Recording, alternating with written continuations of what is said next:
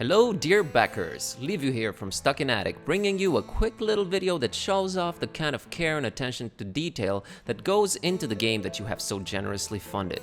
So, without further ado, let's jump into a scene that I think exemplifies what will make Gibbous a Cthulhu adventure extra special. Here we are in a harbor.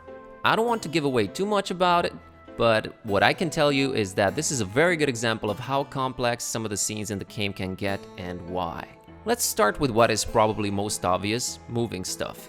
Players will have a much harder time believing in, or rather getting immersed, in a scene that is too static, where nothing really moves or is in any way animate. We feel this is a very important factor in providing a location with atmosphere, so check it out. The boats are bobbing up and down, there's a dead fishy swinging in the wind, we've got fishnets swaying, patches of moving vegetation here and there.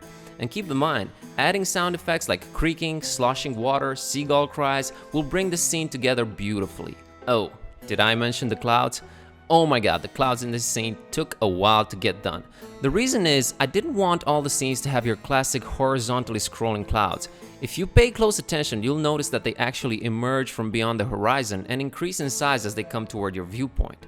Small thing maybe, but hugely important when setting the scene and providing atmosphere. Still to come, seagulls flying or just chilling on the pier, and even more dynamic lights. Maybe you've noticed the music in the background. Cami alone has composed 29 musical pieces for the game, and I have a few in the works myself. Maybe you'll remember we did hit the real instruments goal, so in early August we are going to start making music sound even better, significantly increasing the immersion factor. Okay, let's jump into another scene real quick. Here we are in, well, not spoiling. It's subtle. But notice how the clouds passing through the sky affect the level of light in the scene, how it goes a bit dark and then gets lit up again. Again, not something that will necessarily jump at you, but subtlety when setting the scene goes a long way. Also, each new scene has a different layout for the walkable areas. For example, this one has a couple of slopes that took Niku a while to get right, but the result is very impressive indeed.